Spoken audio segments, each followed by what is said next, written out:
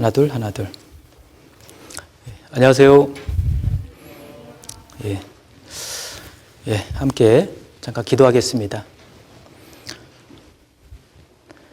하나님 아버지 감사합니다. 저희들 구원해 주시고 또 교회 안에서 이렇게 주님을 따라 살아갈 수 있도록 인도해 주신 것 감사를 드립니다. 오늘 또 주일을 맞아서 또 저희들 또 말씀 앞에 모아주시고 하나님의 또 말씀으로 또 교훈 얻을 수 있도록 인도해 주신 것 감사를 드립니다. 이 시간을 통해서 저희들 또 하나님을 더 깊이 알아가는 귀한 시간 되도록 인도해 주시옵소서. 이 자리에 함께하지 못한 또 우리 또 형제 자매님들 또 많이 계신 줄 압니다. 있는 곳에서 저희와 동일한 또 은혜로 하나님께서 채워주시고 언제 어디에 있든 늘 또 주님을 의지하며 살아갈 수 있도록 하나님께서 인도해 주시옵소서. 오늘 또 공과 말씀 이 한 시간 또 시종을 주님께만 의지하고 부탁을 드리오며 저희를 사랑하시는 예수님 이름으로 감사하며 기도드렸습니다. 아멘.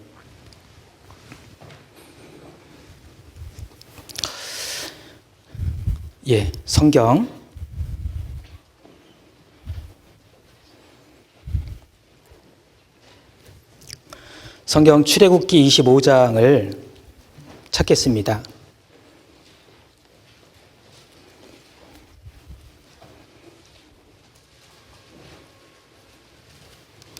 출애굽기 25장입니다.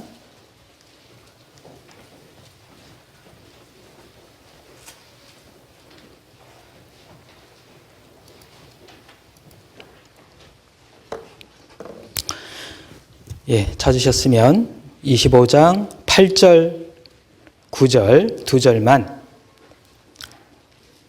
함께 읽겠습니다. 내가 그들 중에 거할 성소를 그들을 시켜 나를 위하여 짓되 무릇 내가 내게 보이는 대로 장막의 식양과 그 기구의 식양을 따라 지을지니라. 그리고 우리 신약 성경으로 한번 넘어가 보겠습니다. 히브리서 9장입니다. 히브리서 9장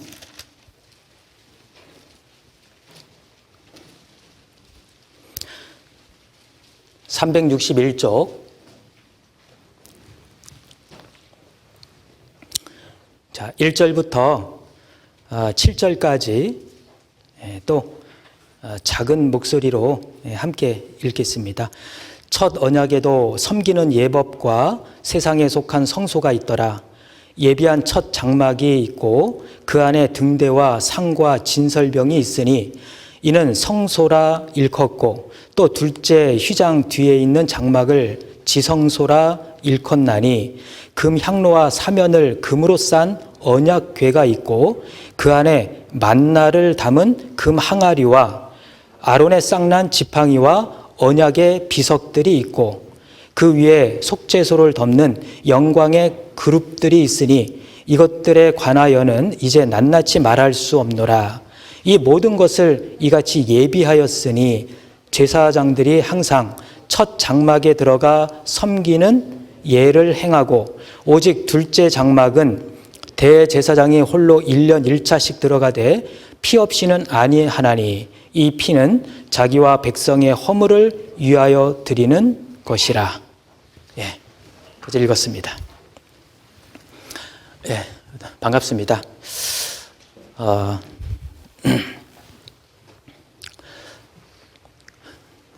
아무튼 그 코로나로 인해서 여러모로 많이 불편하고 힘드시죠. 그래도 이렇게 또 교회당에 와서 서로 대면해서 또 함께 말씀을 배우고 또 교제할 수 있는 또 이런 시간들이 또 주어진 것이 얼마나 다행인지 모릅니다. 아무튼 감사가 되고요. 이런 시간들을 통해서 또 오랜만에 또 이렇게 만나서 대면으로 교제하는 또 형제 자매님들 또 서로 또 돌아보고 또 서로 또 어려움들 한번 이렇게 좀 살펴보면서요. 또 함께 기도할 수 있는 그런 시간이 되었으면 좋겠습니다. 오늘은 그 공과 제목이 성막에 나타난 그리스도라고 하는 주제로 오늘 함께 좀 말씀을 배워볼 텐데요. 이 성막이라고 하면은 이제 방금 저희가 히브리서 9장에서 읽었지만 이제 첫 장막이 나오고 그리고 둘째 장막이 나오지 않습니까? 그래서 2절에 보면 첫 장막은 이제 성소라 일컫고 그리고 둘째 장막을 지성소라 일컫나니 그랬습니다. 그래서 이제 성막 안에 보면은 이렇게 이제 성소와 지성소로 이제 구분이 되어 있어요. 그래서 성막이라고 하는 말은 다른 뜻이 아니고 이제 거룩한 장막이다 이제 그런 뜻입니다. 그래서 이스라엘 백성들이 하나님께 제사를 드리기 위한 장소가 바로 이 성막이었습니다. 성막에 나타난 그리스도라고 하는 이제 주제로 이렇게 오늘 함께 좀 생각을 해볼 건데요. 오늘 보니까 그 목표에 이렇게 돼 있더라고요. 우리가 알아야 될 오늘 공과를 통해서 알아야 될 학습 목표가 이제 뭐였냐면 첫째가 뭐냐면 범죄한 인간이 하나님을 만나고 교제할 수 있는 유일한 장소가 성막이었다라는 거. 이걸 첫째 알아야 되고요. 그리고 둘째 알아야 될 것은 둘째는 성막은 예수 그리스도의 그림자이며 그리스도를 증거하고 있다라는 것. 그래서 오늘 공과 말씀을 통해서 이 두 가지를 여러분들이 알게 된다면 오늘 공과를 잘 배운 겁니다. 물론 이제 미리 이렇게 또 예습을 해 오셨겠지만 오늘 또 이제 공과와 또 이어지는 교제를 통해서 분반을 통해서 오늘 성막에 나타난 그리스도에 대해서 우리가 학습 목표대로 함께 우리가 교훈을 얻는 그런 시간이 되었으면 좋겠습니다. 자, 이 성경 한 권 66권이죠. 그런데 이 성경 한 권이 전체 몇 장으로 되어 있는 줄 아셔요?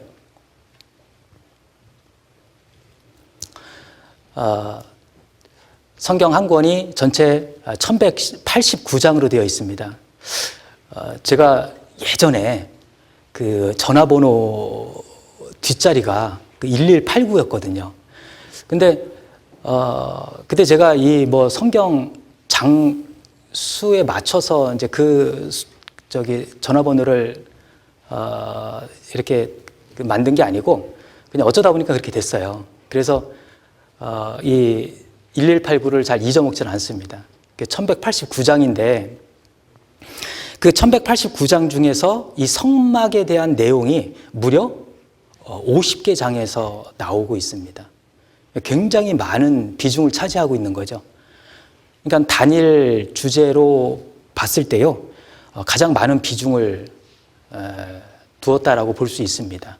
약 한 4.2%가 됩니다. 비율로 따지면. 그러니까 단일 주제를 놓고 보면은. 물론 이 성막에 대한 내용이 주로 이제 그 모세 오경에 치중되어 있습니다. 창세기 빼고 그 나머지 4개의 모세 오경 안에 이 성막에 대한 내용이 많이 언급되어 있습니다. 그리고 오늘 함께 찾아서 읽었던 이 히브리서에서도 4개의 장을 할애해서 이 성막의 내용이 나오고 있습니다. 총 한 50개 장에서 이 성막 내용이 나오는데요. 그만큼 뭐죠? 중요하다라는 겁니다.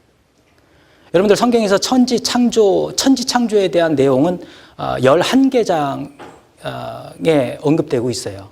거기에 비해 이 성막의 내용은 50개 장. 그러니까 어떻게 보면 천지 창조보다 이 성막, 사실 성막이 무엇을 의미합니까? 그 안에서 우리는 그리스도를 발견하게 되고 그리스도를 올바로 알게 되고 그리고 그리스도의 사역, 예수님께서 하신 그 일 있죠. 구원의 일, 구속의 일. 사실 그 예수님과 그 예수님의 사역을 나타내주고 있는 것이 바로 성막이거든요. 그러니까 천지창조보다 바로 이 구속의 사건이 더욱 중요하다라는 것을 이것을 통해서도 우리는 생각해 볼 수 있는 겁니다. 그래서 먼저 성막을 배우는 이유. 오늘 목표 중에 첫째가 뭐라고 했습니까? 범죄한 인간이 하나님을 만나고 교제할 수 있는 유일한 장소가 바로 성막이었다라는 것을 알아야 된다고 했습니다. 그러니까 성막을 배워야 하는 이유가 바로 거기에 있는 겁니다. 하나님을 올바로 만날 수 있는 길을 발견하게 되는 겁니다. 그래서 저희가 이제 성막을 다른 말로 뭐라고 이야기하냐면 그 회막이라고 이야기하기도 합니다. 자, 회막이라고 하면 이거죠. 회막은 이거 일단 칠판 대용에서 좀 써보겠습니다. 회막인데요. 보이시나요? 이게 이제 만난다 그런 뜻이잖아요. 이게 이제 그 텐트 막을 이야기하고, 그러니까 이 성막, 다시 말해서 회막, 이것은 뭐냐면 만나는 곳입니다. 그러니까 하나님께서 이스라엘 백성들을 어디서 만나 주셨습니까? 예, 바로 이 성막에서 만나 주셨어요. 그래서 성막을 다른 말로 회막 이렇게 이야기를 하기도 하는 겁니다. 그러니까 하나님을, 우리도 마찬가지입니다. 하나님을 올바로 만날 수 있는 길을 발견해야 되는데, 자, 그렇다면 인간이, 사람이, 그 사람은 어떤 사람입니까? 범죄한, 죄가 있는 사람들이잖아요. 그러니까 죄가 있는 인간은 어떻게 하나님을 만날까? 어떻게 하나님을 만날 수 있습니까? 한번 생각해 보십시오. 창세기에 보면, 자, 아담은 하나님을 어떤 모습으로 만날 수 있었습니까? 죄를 짓고 나서요, 아담이 하나님을 피해 숨었습니다. 그러죠? 두려워서 숨었습니다. 하나님이 그걸 아시고 아담에게 무엇을 만들어 입혀주셨습니까? 가죽옷을 입혀주셨잖아요. 그러니까 이제 가죽옷을 입고 하나님과 만날 수 있게 되는 겁니다. 그러니까 그 가죽옷이라고 하는 것이 뭐예요? 자기의 부끄러움과 두려움과 수치를 가려주는 역할을 하지 않습니까? 하나님을 만날 수 있게 되는 겁니다.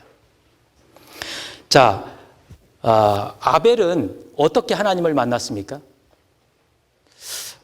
성경을 한번 좀 잠깐 찾아볼까요? 창세기 한번 보겠습니다. 창세기 4장입니다.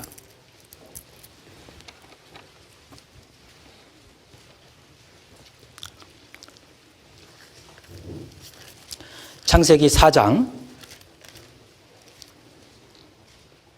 자, 4절 말씀을 제가 읽겠습니다. 아벨은 자기도 양의 첫 새끼와 그 기름으로 드렸으니 여호와께서 아벨과 그 제물은 연락하셨으나. 자, 아벨의 제사를 하나님께서 받아주셨어요. 아벨은 하나님을 어떻게 만난 겁니까? 바로 이 양의 피를 통해서 하나님을 만난 겁니다. 자, 그 이후에 노아가 또 나옵니다. 자, 노아는 어떻게 하나님을 만났겠습니까? 창세기 8장, 그 몇 장 넘기면 창세기 8장 20절입니다. 자, 20절 또 제가 읽겠습니다. 노아가 여호와를 위하여 단을 쌓고 모든 정결한 짐승 중에서와 모든 정결한 새 중에서 취하여 번제로 단에 드렸더니 여호와께서 그 향기를 흠향하시고 그 중심에 이르시되 내가 다시는 사람으로 인하여 땅을 저주하지 아니하리니 이는 사람의 마음에 계획하는 바가 어려서부터 악함이라. 자, 노아는 어떻게 하나님을 만났습니까? 이 돌 제단에서 피를 통해서 또 하나님을 만났습니다. 노아뿐만 아니에요. 그 이외에 아브라함, 이삭, 야곱 같은 방법으로 하나님을 만났죠. 자, 이제 그렇다면 모세 이후 이스라엘 백성들은 이제 하나님을 어디서 만나게 됩니까? 바로 오늘 주제인 이 성막에서 하나님을 만나게 되는 겁니다. 자, 그것도 한번 찾아볼까요? 출애굽기 25장입니다. 출애굽기 25장.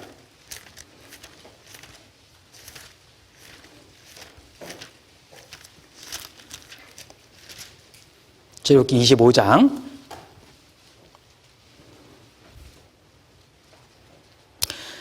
자, 21절.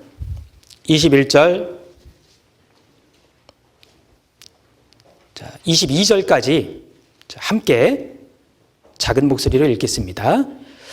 속죄소를 궤 위에 얹고 내가 네게 줄 증거판을 궤 속에 넣으라. 거기서 내가 너와 만나고 속죄소 위 곧 증거궤 위에 있는 두 그룹 사이에서 내가 이스라엘 자손을 위하여 네게 명할 모든 일을 네게 이르리라. 자, 모세 이후 이스라엘 백성들은 어디에서 하나님을 만나게 되는 겁니까? 바로 이 성막에서. 자, 그렇다면 자, 하나님을 만나야 되는 이유가 뭡니까? 자, 왜 하나님을 만나야 됩니까? 창세 때부터 첫사람 아담부터 그 위에 모든 사람들이 지금 이 시대를 살아가고 있는, 지금 우리 이 시대를 살아가고 있는 지금 모든 사람들까지 왜 모든 사람들은 하나님을 만나야 됩니까? 그 이유가 뭘까요? 바로 죄 문제 때문에 그렇습니다. 죄 문제 때문에. 하나님을 만나야만이 그 죄 문제를 해결할 수가 있는 겁니다. 그래서 하나님께서 이 죄인을 만나주시고 그리고 다 받아주시고 그리고 용서해 주시는 그 장소가 바로 오늘 이스라엘 백성들에게는 이 성막이었다라는 겁니다. 자, 죄인은 하나님을 만날 수 없고 하나님께 가까이 갈 수도 없습니다. 그렇죠? 죄를 가지고는 하나님께 나아갈 수가 없어요. 그러나 하나님은 그런 죄인들을 이 성막에서 만나 주신 겁니다. 방금 읽은 이 말씀처럼. 그래서 이스라엘 백성들은요, 이제 그 성막에 나아갈 때 어떻게 나갔냐면 성막에서 제물을 드림으로 나아갔습니다. 제물을. 그러니까 어떤 제물입니까? 피 제사를 통해서. 그래서 양이나 염소나 소의 피를 드렸습니다. 하나님이 죄인을 받으시는 모습이에요, 이것이. 죄인을 받으시는 방법이 바로 이것입니다. 자, 이스라엘 백성들에게만 이 방법이 적용되는 겁니까? 아닌 겁니다. 하나님께서 그 죄를 가지고 나아오는, 죄를 해결코자 나아오는 그 죄인들을 받아주시고 그리고 그 죄를 용서해 주시는 그 방법은 동일합니다. 지금 우리에게도 동일하게 적용되는 겁니다. 자, 이스라엘 백성들 하나님 앞에 그 죄 문제를 해결받기 위해서 어떻게 나아갔다고요? 제물의 그 피를 드림으로 나아갔습니다. 우리에게도 방법은 그대로 적용되는 겁니다. 그래서 히브리서 9장 22절 많이 아시죠? 이 말씀. 어떤 말씀입니까? 피 흘림이 없은 즉 뭐가 없다고 했습니까? 사함, 죄 용서가 없느니라. 그러니까 죄를 해결받기 위해서는 반드시 무엇이 필요하다? 피 흘림이 필요하다는 겁니다. 피 흘리는 제사. 그 제물의 피를 통해서 하나님께 나아가는 것이 필요하다라고 말씀하시는 겁니다. 자, 그것을 첫째 우리가 이 성막을 통해서 우리가 성막을 배우는 이유입니다. 그것을 우리가 알아야 된다는 거예요. 그리고 두 번째는 뭐냐면, 자, 두 번째 목표가 뭐였습니까? 성막은 예수 그리스도의 그림자라고 했습니다. 예. 그리스도를 증거하고 있다라고 했습니다. 그걸 알아야 된다고 했죠. 자, 예수 그리스도를 바로 알고 믿을 수 있게 되는 겁니다. 이 성막을 통해서. 구약은 오실 예수님, 그리고 신약은 오신 예수님을 증거하고 있습니다. 그래서 이 요한복음 한번 찾아볼까요? 자, 신약 성경 요한복음 5장입니다.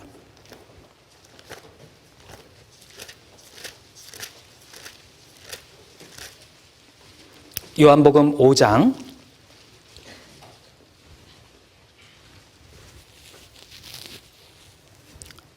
5장 자, 46절입니다. 자, 46절. 제가 읽겠습니다. 모세를 믿었다면 또 나를 믿었으리니 이는 그가 내게 대하여 기록하였음이라. 예. 자, 그가 내게 대하여 기록하였음이라. 누가요? 모세가.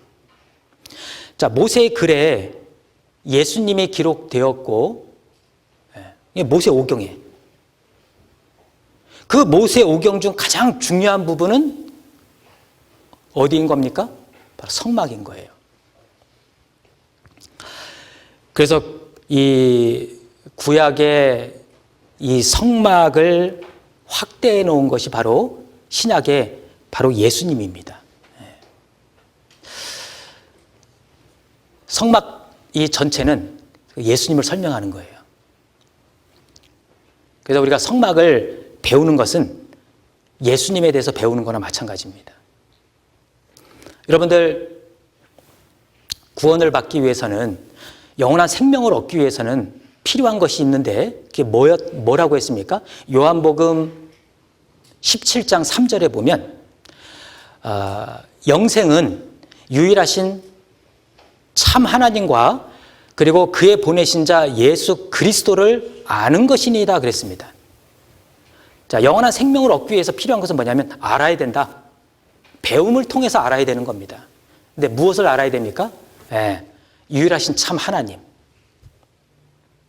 그래서 오늘 목표 중에 처음이 뭐였습니까? 하나님을 알고 하나님을 올바로 만날 수 있는 길.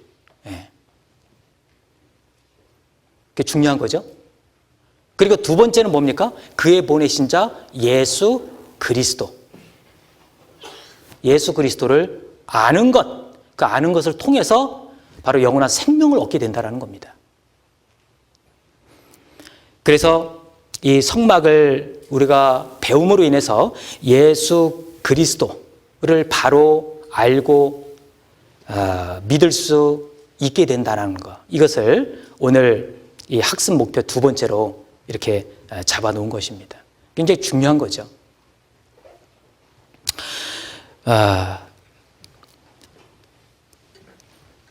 이 성막 전체는 예수님을 설명한다고 했습니다. 그래서 정말 그런지 이제 남은 시간 한번 이 성막을 통해서 이렇게 좀 살펴볼 겁니다. 자, 먼저 화면을 보시면 이 성막이 이렇게 생겼잖아요. 자, 이렇게 성막인데 이 성막, 먼저 성막 뜰을 한번 살펴보겠습니다. 이 성막 뜰에는, 이게 이제 성막 뜰인데요. 성막 뜰인데, 성막 뜰에는 뭐가 있냐면 울타리가 치워져 있습니다. 그러죠? 그런데 이 울타리를 보면은요, 이렇게 기둥이 세워져 있죠. 이 기둥이 전체 몇 개인 줄 아셔요? 이 기둥이 여기 보면은 동, 서, 남, 북으로 돼 있는데 이 남쪽과 북쪽에 기둥이 20개씩 각각, 그리고 저쪽 뒤편에 서쪽에 10개, 그리고 맨 앞에 동쪽에는 6개. 합이 몇 개예요? 어려운가요? 20, 16, 몇 개? 56개. 기둥이 56개로 되어 있고요. 그리고 그 높이는 약 5규빗이라고 했으니까 높이는 약 2.5m. 이제 그 뜰 울타리에 그런 기둥이 있는 겁니다. 그런데 그 울타리 기둥만 세우면 안 되잖아요. 그 기둥에다가 무엇을 입혔냐면 여기 보면 흰색이죠. 여기 보면 삥 둘러서 입힌 것이 바로 흰 세마포장입니다. 그래서요 이렇게 그 성막이 있는 곳을 딱 가면은 사람들이 딱 가면은 제일 보이는 게 뭐밖에 안 보일까요? 울타리밖에 안 보여요. 그 안은 볼 수가 없겠죠. 2.5m 높이가 2.5m니까. 그런데 요 뜰의 울타리만 놓고 한번 봐도요. 이 기둥이 아까 기둥이 높이가 2.5m라고 했습니다. 그런데 요 기둥에 이 기둥은 사실 재료는 뭐냐면 이게 이제 이 겉에 씌워져 있는 게 뭐냐면 다 노스로 씌워졌습니다. 노스로. 그리고 이 기둥을 지탱하기 위해서 밑에 받침대가 필요하잖아요. 이 받침대는 뭘로 되어 있냐면 은으로 되어 있습니다. 은으로. 여러분들이 노시 의미하는 것은 뭐냐면 바로 심판을 의미하죠. 그래서 왜 그 불뱀 사건 기억하시죠? 그 뱀에 물린 자들마다 다 그 장대에 매달린 장대에 높이 매달려 있는 그 노수로 만든 그 뱀을 쳐다보면 낫게 됐잖아요. 노수로 만든 그 장대에 매달렸거든요. 노수로 만든 뱀이. 그 심판을 의미하는 겁니다. 노는. 이것은 뭘 의미하는 거냐면 예수님께서 십자가에 달릴 것을 의미하는 겁니다. 노새 심판. 자, 그리고 그 밑에 받침대는 은이었지 않습니까? 이 은이라고 하는 것은 뭘 의미하는 거냐면 어떤 값을 지불할 때 사용되는 게 바로 이 은이었습니다. 그래서 요셉이 은 20에 팔렸잖아요. 자, 예수님은 은 30에 팔렸습니다. 그 값을 지불하는 데 사용되었다는 게 은이었습니다. 그러니까 예수님은 우리의 이스라엘 백성들 세상 모든 사람들의 그 죄를 그 죄 값을 지불하기 위해서 무엇으로 갚으셨습니까? 죄값을 지불하기 위해서 피를 흘리셨죠. 예수님의 그 보혈, 예수님의 그 피로 인해서 우리의 죄값이 지불된 겁니다. 그래서 그리스도의 속죄와 구원, 바로 이 은이 의미하는 겁니다. 그리고 이 흰 세마포 있지 않습니까? 둘러져 있는 흰 세마포. 이것은 예수님의 거룩하심. 예수님은 죄가 없으신 분이시잖아요. 죄 없으신 예수님. 요한일서 3장 5절에 보면 죄가 없다라고 말씀하시죠. 그래서 이 그 흰 세마포장 사람들이 딱 성막을 앞에 서면은요, 제일 먼저 보이는 게 이제 그 울타리 흰 세마포장이 딱 보이지 않습니까? 그러니까 이 흰 세마포장은 죄를 가진 상태에서는 하나님 앞에 나아갈 수 없다라고 하는 것을 보여주기도 합니다. 출입금지, 못 들어오게 하는 겁니다. 죄를 가지고는. 자, 이 울타리의 높이가 5규빗, 2.5m라고 했습니다. 자, 안이 보인다고 했습니까? 안 보인다고 했습니까? 볼 수가 없죠. 2.5m. 물론 뭐 키가 한 3m 이상 되면 볼 수 있겠지만 그런 사람은 없잖아요. 안을 들여다볼 수가 없습니다. 자, 이것은 우리가 뭘 생각해 볼 수 있냐면 하나님을 모르고 예수님을 모르고 이 세상 가운데 살아가고 있는 구원받지 못한 사람들은요, 예수님을 알긴 아는데 예수님에 대해서 말은 하긴 하는데요, 깊이 알 수 있을까요?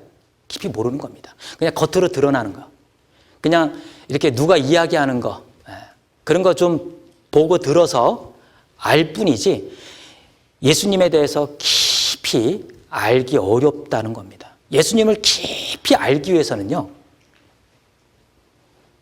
이 안으로 들어갔다라는 것은 뭐냐면 이 죄 문제를 해결받고 그리고 이제 주님을 더 깊이 알아갈 수 있는 겁니다.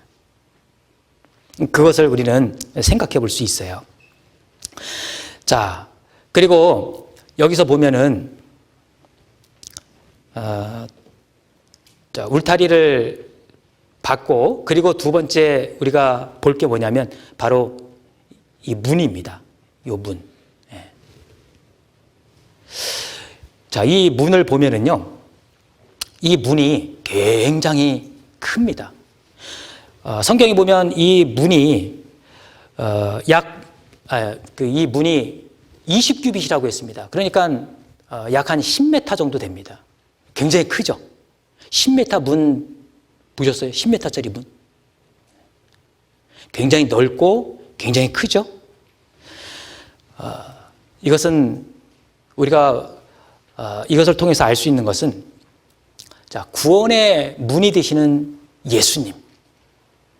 자, 예수님은요, 뭐라고 말씀하셨냐면 내가 문이니 누구든지 나로 말미암아 들어가면 구원을 얻는다라고 했습니다.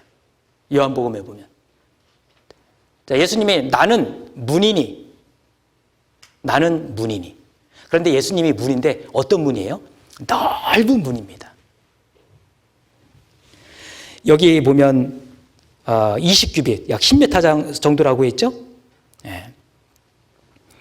그러니까 사람들이 이 성막의 입구에 딱 오면은요, 입구가 이제 동쪽에 있지 않습니까? 동쪽 입구에 딱 오면 제일 가장 먼저 딱 눈에 띄는 게 문이 얼마나 크면 누구든지 들어갈 수 있도록. 그래서 말씀하시기를 모든 사람이 구원을 받으며 진리를 아는 데 이르기를 원하시느니라. 디모데전서 2장 4절에 그렇게 말씀하고 계십니다. 하나님은 자, 교회만 다니는 사람들, 주의를 잘 지키는 사람들, 성경 매일매일 읽는 사람들, 봉사 열심히 하는 사람들, 이런 사람들만 구원을 얻게 해주신다라고 말씀하셨습니까? 아니에요. 이 구원은 하나님께서 모든 사람들에게 허락해 주신 겁니다. 모든 사람이 구원을 받으며 진리를 아는 데 이르기를 원하신다. 그걸 하나님이 원하셔요. 자, 그렇게 말씀은 해놓으시고요. 문은 조그맣게 만들어놨어요. 한 사람 겨우 통과하게. 그러면은 모순이죠. 그러니까 이 성막 문을 놓고 우리가 볼 때, 야, 정말 하나님 말씀이 맞구나. 정말 누구든지 들어올 수 있게끔, 누구든지 구원받을 수 있게끔, 누구든지 다 받아주실 그런 하나님이시구나. 우리는 그것을 생각해 볼 수 있는 겁니다. 그런데 한 가지 마태복음 7장에 보면 어떤 말씀이 나오는지 아셔요? 거기에 보면요, 좁은 문으로 들어가라, 그런 말씀이 나와요. 좁은 문으로 들어가라. 그래서 멸망으로 인도하는 문은 크고 그 길이 넓어 그리로 들어가는 자들이 많다라고 했습니다. 좁은 문으로 들어가라. 자, 좀 이상하지 않습니까? 이렇게 문을 넓게 만드셨는데 왜 좁은 문으로 들어가기를 힘쓰라고 하셨을까요? 문은 이렇게 넓게 만드셨는데 왜 좁은 문으로 들어가라고 말씀하셨을까요? 자, 어째서 넓은 문은 멸망의 문이고 그리고 좁은 문은 생명의 문이 되었을까요? 그거 한번 생각해 보셔요. 사실요, 하나님은 이 성막 문처럼요, 하나님은 사실 이 문을 넓게 만들어 놓으셨어요. 넓게 만들어 놓으셨는데 사람들이 들어가지 않기 때문에 좁은 문이 된 겁니다. 사람 쪽에서 들어가지 않기 때문에 좁은 문이 된 거예요. 사람 쪽에서. 안 들어가기 때문에. 하나님은 넓게 만들어 놓으셨거든요. 자, 그리고 이 성막 문을 보면은요, 요 문에 보면은 요 색깔이 굉장히 여러 가지 색깔이 있죠. 그런데 이 색을 이렇게 다 살펴보면요, 4가지 색깔로 되어 있습니다. 4가지 색이에요. 그러니까 아름다운 그 4가지 색으로 만들어진 문입니다. 먼저는 청색, 그리고 자색, 그리고 홍색, 흰색으로 되어 있는데요. 자, 이것도 마찬가지입니다. 자, 청색은 우리가 뭘 떠올릴 수 있습니까? 하늘. 예. 그러니까 예수님의 그 신성을 우리는 생각할 수 있는 거예요. 그리고 두 번째 자색은요, 부자나 왕들이 입는 옷 색깔입니다. 그러니까 예수님의 어떤 모습을 나타내는 겁니까? 왕으로 오실 그리스도. 그리고 홍색, 붉은색이죠? 붉은색은 무엇을 나타낼까요? 바로 피, 예수님의 보혈, 피 흘리신 예수님. 그리고 흰색은 깨끗하잖아요. 성결, 깨끗함을 말하는 겁니다. 바로 예수님을 나타내는 거죠. 이 문에서조차도 예수님을 나타내고 있습니다. 문 색깔에서도. 그리고요, 여러분들 이 성막이 이렇게 있는데, 성막 뜰에 울타리가 있는데, 자세히 보시면은 문이 몇 개 있어요. 문이 딱 1개밖에 없어요. 동쪽에 문 하나밖에 없습니다. 그런데요, 이 이스라엘 그 12지파가 있잖아요. 그러니까 12지파가 그러면 이 문 쪽에 다 이렇게 위치하고 있습니까? 문 쪽에? 아니잖아요. 여기에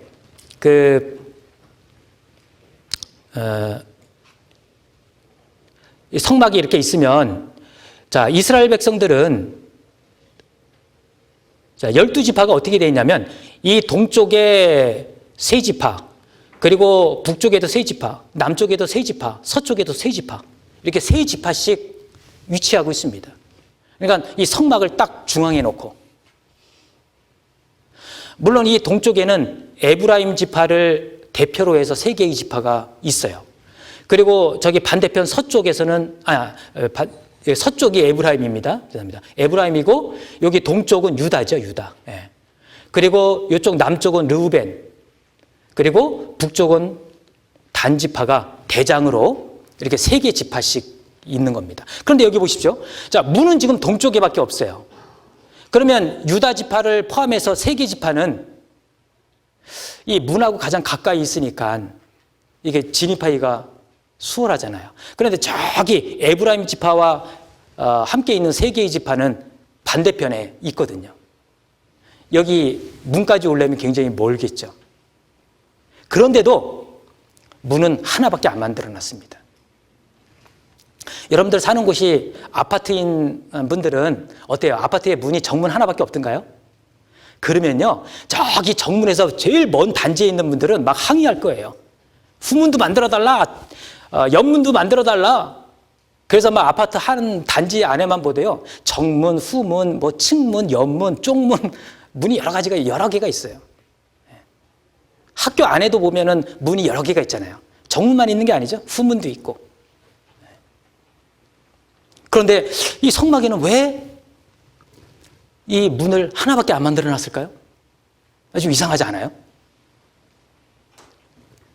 이건 우리가 무엇을 여기서 알 수 있냐면요. 자, 오직 이 문은 누구를 나타낸다고 했습니까? 예수 그리스도.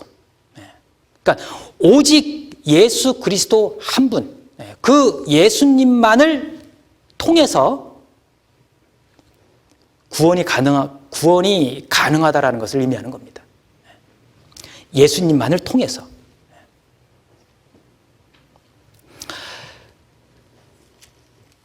그래서 우리가 이 성막 뜰에 이 놓여 있는 울타리라든가 이 문을 통해서도 바로 예수님을 우리가 이 안에서 발견할 수 있는 거예요. 그리고 이 문을 통해서 하나 더 생각할 수 있다면, 문은 동쪽에 있다고 했죠? 여러분도 아침에 일어나면 해가 어디에서 뜨든가요? 어느 날 항상 늦게 일어나다가 방학 때 일찍 일어났어요. 그럼 부모님이 뭐라고 말씀하셔요? 야,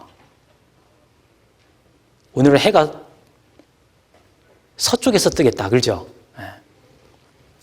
그거는 뭐냐면 엄청난 일을 한 거예요. 놀랄 만한 일을 한 거예요. 그랬을 때 그런 말씀을 하시는데, 자, 해가 동쪽에서 떠오르잖아요. 그게 이제 맞지 않습니까? 그런데 이 문이 어디에 위치하냐면 동쪽에 위치하고 있단 말이에요.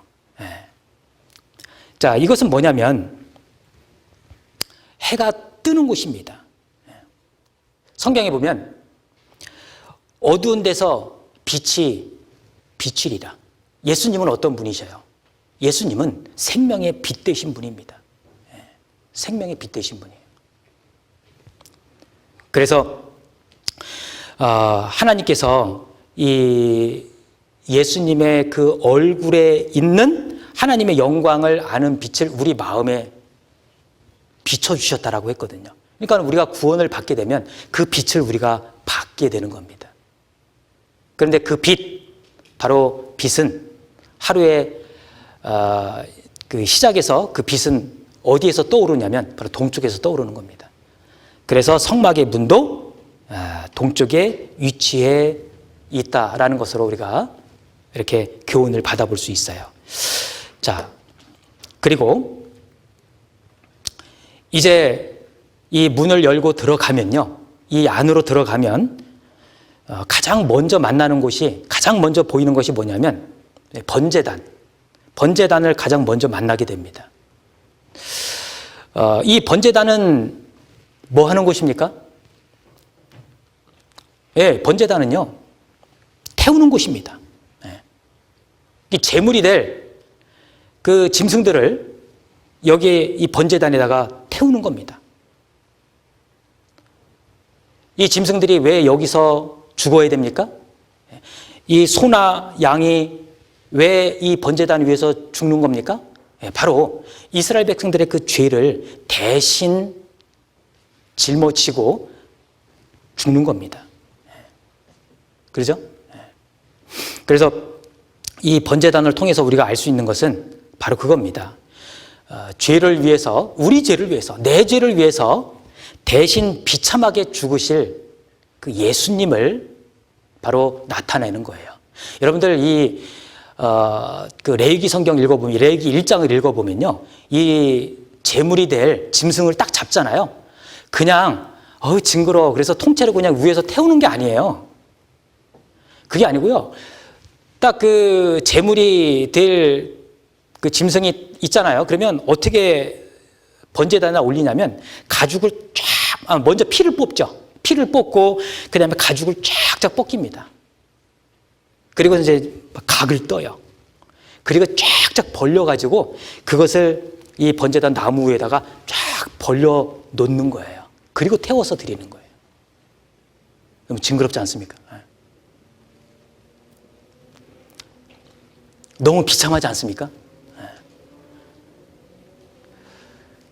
바로 예수님께서요, 그렇게 죽으셨어요. 그렇게 비참하게 죽으셨어요.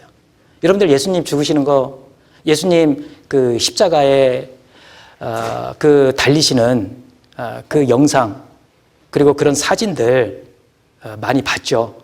얼마나 비참해요. 그래서 이 번제단을 통해서 바로 그걸 이야기하는 겁니다. 내 죄를 위해서 대신, 사실은요, 내가 그렇게 비참하게 그 제물 짐승들처럼 피를 뽑고 그리고 가죽을 다 벗기고 각을 떠가지고 다 벌려서 나무 위에 벌려놓고 태워져야지 이 죄가 해결되는데, 원래는 뭐죠? 그게 내가 받아야 할 형벌입니다. 그런데 바로 예수님께서 내 죄를 대신해서 그런 비참한 죽음을 죽으신 거예요. 우리는 번제단을 통해서 그것을 생각해 볼 수 있는 겁니다. 자, 그리고 이제 번제단을 지나서 나오는 게 바로 물두멍이죠. 이 물두멍은 뭘 의미합니까? 물두멍은 씻는 거잖아요. 자, 물두멍에서 깨끗하게 씻습니다. 누가? 제사장들이. 이 구약 시대는 오직 제사장만이 그 성소에 들어가기 위해서 물두멍에서 이 수족을 씻었습니다. 제사장만이 그렇게 한 거예요. 바로 이 물두멍은 우리를 성결케 하시는 예수님을 말하는 겁니다. 우리를 깨끗게 하시는 예수님. 자, 예수님의 그 보혈로 우리의 죄가 해결되고 깨끗하게 됐습니다. 이제 그걸로 끝났습니까? 아니에요. 이제 구원받은 우리는 하나님께서 뭐라고 말씀하시냐면 왕 같은 제사장이라고 이야기하고 말씀하십니다. 우리도 제사장이에요. 그럼 이제 우리도 어떻게 해야 됩니까? 예, 구약시대 이 제사장들처럼 계속 씻어야 됩니다. 씻고 하나님을 만나야 돼요. 예, 씻고. 씻지 않고 성소에 들어가면 어떻게 될까요? 죽어요. 예. 우리가요, 그래서 구원을 받고 나서도요, 계속 묻어 들어오는, 손발은 항상 더러워질 수 있잖아요. 목욕했어도 손발은 그래서 매일 씻잖아요. 이게 안 된 상태에서요, 죄를 그대로 가지고 있는 상태에서, 구원받고 나서도 우리가 죄가 묻어 들어올 수 있는데, 그것을 그대로 계속 가지고 있는 상태에서는 어때요? 말씀 앞에 나올 수 있어요? 말씀이 잘 읽혀지든가요? 기도가 잘 되든가요? 안 돼요. 교제가 잘 되든가요? 교제 가기 싫어요. 왜 그러죠? 씻지 않아서 그래요. 그러니까 구원받고 나서도 계속 씻어야 되는 겁니다. 그것을 여기서 교훈해 주는 겁니다. 자, 그리고 이제 드디어 이제 그 뜰에서 이제 성막 안으로 들어갑니다. 이 성막 안에 히브리서에서 저희가 살펴봤지만 그 안에는 이렇게 바로 성소와 지성소로 구분되어 있어요. 성소와 지성소. 자, 먼저 이 성막도 보면은요, 이렇게 울타리로 되어 있습니다. 그러죠? 그런데 이 울타리에 보면은 기둥이 있죠, 여기에도? 여기에서 이 기둥을 뭐라고 성경에서 말씀하시냐면 널판이라고 해요. 널판 나무. 널판지. 널판을 이렇게 딱 기둥으로 먼저 세운 거예요. 그래서 성막의 틀을 딱 만든 겁니다. 그 널판은 물론 나무로 되어 있죠. 조각목 나무로 되어 있습니다. 그리고 그 나무 위에 금으로 딱 입혔습니다. 자, 이 나무라고 하는 것은 뭐예요? 나무는 어디에서 자랐습니까? 땅에서 자랐잖아요. 바로 예수님의 그 인성을 나타내는 겁니다. 그런데 그런 나무를 뭘로 입혔어요? 금으로 입혔잖아요. 금, 바로 예수님의 그 신성을 나타내는 거죠. 그래서 이 성막 안에 보면 대부분 조각목이 나무 위에다 금을 다 쌌거든요. 그건 다 이 동일한 의미예요. 예수님의 인성과 예수님의 신성을 나타내는. 우리도 마찬가지입니다. 구원받은 그리스도인들도 마찬가지예요. 여러분들 구원받은 그리스도인들 사실 세상에서 우리보다 세상에서 더 공부 잘하고 더 잘 나가고 세상에서 정말 여러 가지로 세상에서 인정받고 그런 친구들 많죠. 그러니까 어떻게 보면 정말 세상에서 나 자신을 보면 뭐 별로 보잘것 없는 사람 같고, 뭐 내세울 것도 없는 것 같고, 그러죠? 그런데 여러분들 그걸 알아야 돼요. 그런 여러분들에게 무엇으로 입혀주셨는지 아셔요? 바로 금으로 입혀주셨어요, 여러분들. 그런 보잘것없는 우리에게 하나님이 무엇으로 입혀주셨냐면 금으로 입혀주셨다니까요. 옆자리에 앉아 있는 친구들 한번 보셔요. 그 입혀있는 금이 보입니까? 그거 안 보이면 큰일인데.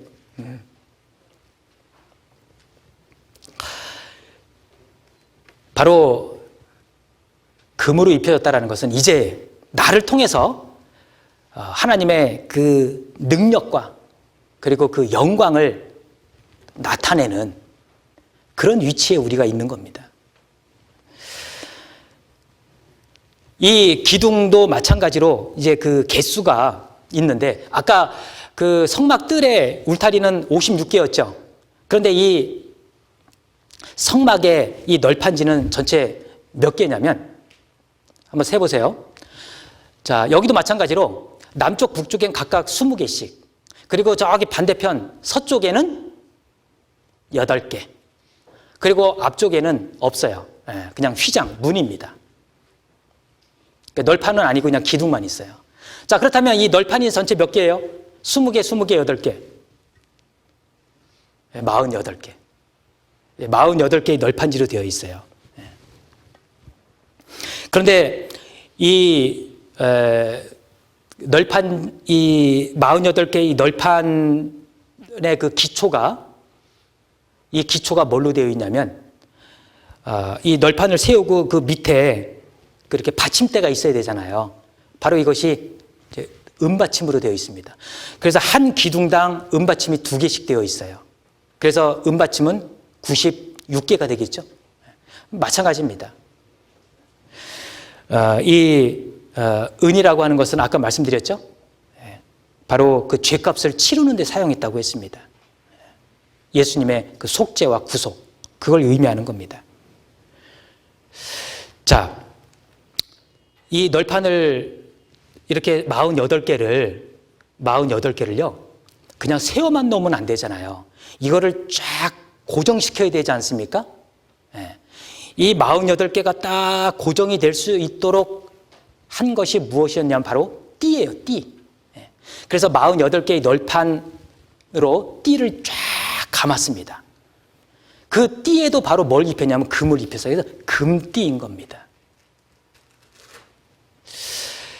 자, 이렇게 48개의 널판이 서로 연결되어서 하나의 그 띠로, 이 띠로 연결이 되어서 이 하나님의 집을 이루었듯이 우리도 마찬가지입니다. 이 자리에 앉아 계신 분들 각 한 분 한 분, 그죠? 각 한 분 한 분이요. 자, 무엇으로 하나님은 이렇게 탁 연결시켰는지 아셔요? 바로 사랑이라고 하는 띠로 이렇게 쫙 연결시킨 거예요. 자, 성경 골로새서 한번 찾아볼까요? 그 뒤에 골로새서 3장입니다. 골로새서 3장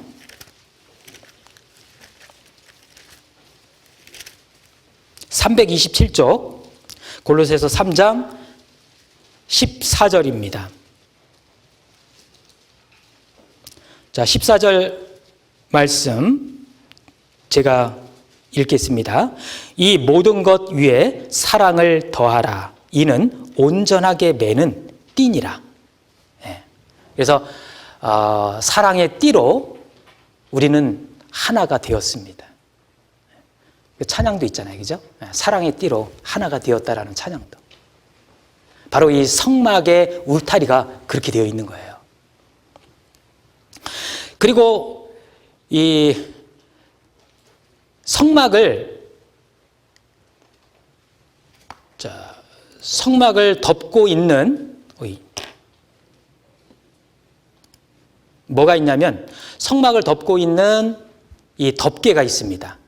이 성막 위에 덮개가 있죠?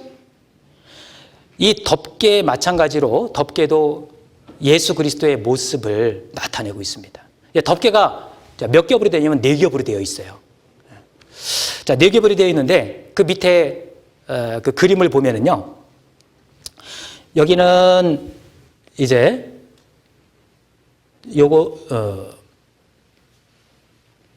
요게 이제 맨 안쪽에 있는 덮개입니다. 요것은 뭐냐면 가늘게 꼰 배실, 그리고 청색, 자색, 홍색 실로 그룹 천사의 모습을 수놓은 앙장으로 이렇게 돼 있습니다. 요게 가장 안쪽에 있는 거예요.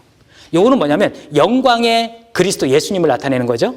그리고 요 두 번째 요 덮개는 염소 털로 만든 덮개예요. 자, 염소라고 하는 것은 뭐냐면 가장 많이 제물로 드려진 짐승 중에 하나입니다. 그러니까 바로 이 염소, 이 덮개는, 염소털 덮개는 인간의 죄를 담당하신 예수 그리스도를 나타내는 겁니다. 그리고 세 번째 요거는 붉은 물들인 수양의 가죽입니다. 붉은색이죠? 예수님의 보혈을 상징하는 겁니다. 자, 네 번째 요거는 보면은 색깔이 좀 약간 거무칙칙하죠? 이게 바로 해달의 가죽, 물개 가죽으로 만든 덮개입니다. 겉에서 이렇게 보면은요, 색깔이 좀 칙칙해요.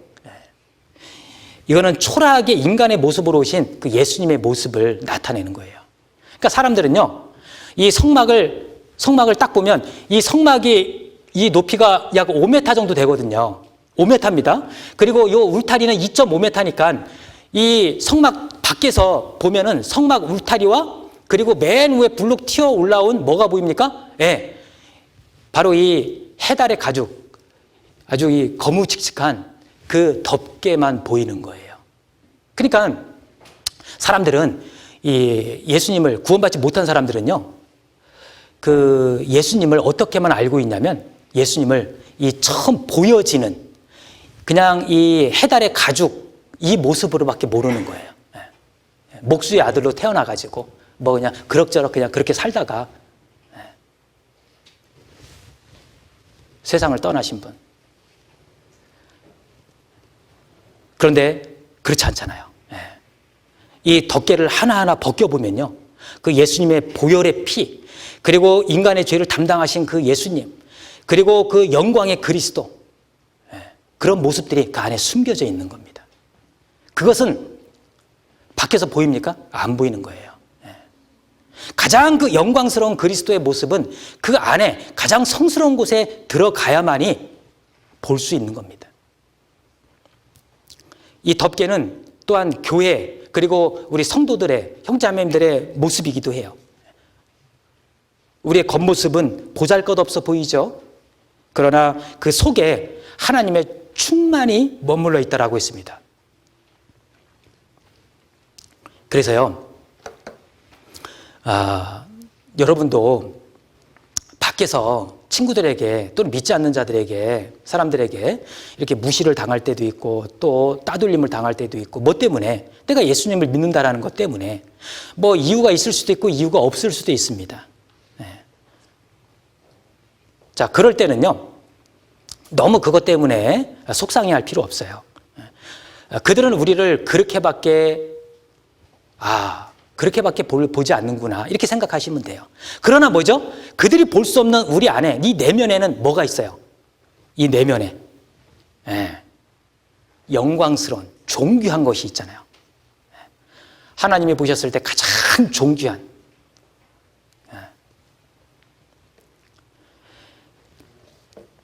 그리스도인은 이 내면이 알찬 존귀한 사람입니다. 이 안에 보석을 지니고 있는 아주 존귀한 사람들이에요. 그러니까 너무 막 그 외모에 너무 신경 쓰고 막 여드름 좀 났다고 해갖고 막 교회 가기 싫어하고 친구 형제자매들 만나기 싫어하고 너무 이렇게 막 외모 때문에 너무 스트레스 받고 안 그러면 좋을 것 같아요. 왜 그러냐면 지금 제가 이렇게 봤을 때는요, 이 자리에 앉아 계신 분들 중에요, 여기 이 해달의 가죽처럼 이 거무칙칙한 이 정도 수준은 한 분도 안 계신 것 같아요. 그러니까 너무 외모 때문에 막 이렇게 신경 쓰고 스트레스 받을 필요 없을 것 같아요. 내면이 중요한 겁니다. 실제 우리 안에는 얼마나 소중한, 얼마나 가치 있는, 하나님 보셨을 때, 그래서 우리는 존귀한 존재입니다. 지금 성막 덮개만 이렇게까지만 살펴봤는데 시간이 다 돼버렸네. 그만큼, 이게 뭐냐면요, 이 성막 안에 이 울타리부터 시작해갖고요, 모든 것이 다 예수님을 나타내는 겁니다. 예수님을 설명하는 겁니다. 그러니까 아까 그랬잖아요. 다 어떻게 말을 할 수 있냐고. 사실 이 시간에 이것을 우리가 다 살펴본다는 것도 사실 무리죠. 무리인 거 알면서 제가 시작을 했습니다. 그래서 나머지는 여러분들이 이렇게 한번 또 이어지는 또 교제 시간을 통해서 또 이렇게 살펴보시고 그 교훈을 받아봤으면 좋겠습니다. 그래서 마지막으로 요거 하나만 말씀드리고 끝내겠습니다. 자, 뭐냐면 우리는 이 성막을 통해서, 성막은 예수님을 설명하고 있기 때문에 우리는 이 성막을 통해서 우리 영혼의 어떤 그 종합 진단을 받아볼 수가 있다는 겁니다. 그래서 이 성막에 제일 먼저 나오는 게 뭐예요? 문이었지 않습니까? 이 문. 이거는 구원의 문이라고 했습니다. 이 문 앞에서 우리는 무엇을 진단해 봐야 됩니까? 정말 나는 예수 그리스도를 통과한 적이 있느냐? 여러분들 진단해 봐야 됩니다. 두 번째는 안에 들어가면 번제단이 보입니다. 그죠? 이 번제단 앞에 서서 우리는 뭘 생각해 봐야 됩니까? 나는 정말 예수님의 피로 죄사함을 받은 그 사실을 확신하고 있느냐? 믿고 있느냐? 그리고 번제단을 지나서 물두멍이 나온다고 했습니다. 이 물두멍 앞에서는 나는 구원받은 이후에 계속해서 이 물로, 말씀으로 계속 씻김받는 생활을 하고 있느냐? 생각해 봐야 됩니다.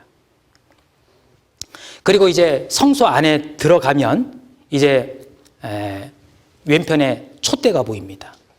그 촛대 촛대는 이 성소 안에 들어가면 깜깜하거든요. 오로지 그 촛대가 이 비치는 이 빛에 의해서 거기서 하나님을 섬기는 일을 할 수가 있어요. 그러니까 이 촛대에서 그 빛이 얼마나 중요한지 알겠죠. 그러니까 딱 들어가면 제일 먼저 눈에 띄는 게 뭐겠어요? 그 캄캄한 성소 안에 들어가면 그 등대 빛이 가장 먼저 보이게 되는 겁니다. 거기에 의지해서 하나님을 섬기는 일을 하게 되는 겁니다. 이와 같이 이 촛대 앞에서 우리는, 그렇다면 나는 이 빛의 생활을 하고 있느냐? 하나님을 믿고 구원을 받았으면서도 불구하고 막 입 꼭 다물고 나 믿는다는 얘기 절대 안 해. 나 구원받았다는 얘기 절대 안 해. 예수님을 믿어야 된다는 얘기 나 절대 안 할 거야. 왜? 이거 하면은 싫어하거든요. 그건 뭐죠? 하나님께서 우리에게 밝히라고 주신 그 빛을 우리가 이렇게 숨기고 있는 거예요. 그래서는 안 되잖아요. 이게 밝히라고 주신 건데. 그래서 그 등대 앞에서 촛대 앞에서 우리는 생각해 보는 겁니다. 나는 정말 빛의 생활을 하고 있느냐?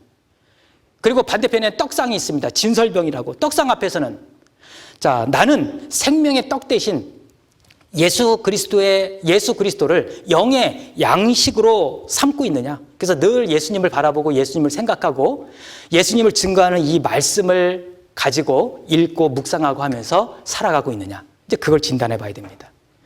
그리고 분향단이 있죠? 향단. 그 앞에서 그 기도를 의미하잖아요. 나는 정말 기도를 잃어버리지 않고 살아가고 있느냐? 마지막 지성소 안에 들어가면 법궤가 있습니다. 그리고 그 위에 속죄소가 있습니다. 시운자. 하나님께서 은혜를 베푸는 곳이죠. 그곳에서, 그 앞에서 우리는 무엇을 진단해 봐야 됩니까? 나를 대신해서 심판을 받으신 예수님. 이 법궤 안에 율법이 있었잖아요. 그 심판, 정죄를 의미하는 겁니다.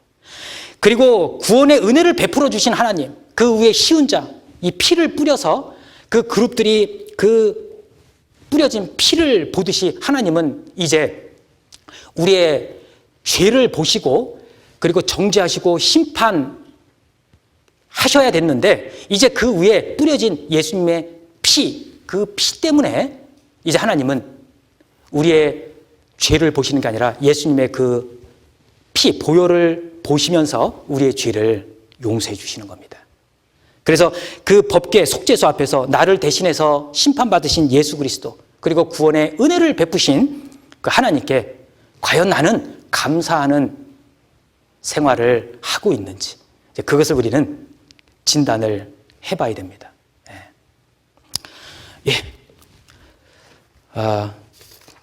여기까지 하겠습니다. 기도하고 마치겠습니다. 하나님 아버지 감사합니다. 오늘 성막을 통해서 나타난 그리스도라고 하는 주제로 또 저희들 함께 교훈을 받았습니다. 예수님으로 말미암아 우리가 죄사함을 받고 또 죄사함 받은 이후에도 늘 예수님의 인도하심과 또 가르치심 가운데 우리가 살아가고 있는 줄 알고 있습니다.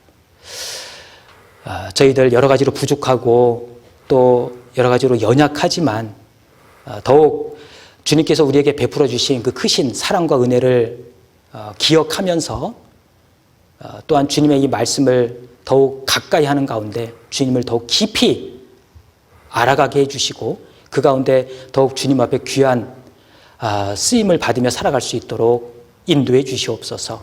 남은 시간도 주님께만 의지하고 부탁드립니다. 예수님의 이름으로 감사하며 기도드렸습니다. 아멘. 예, 목사님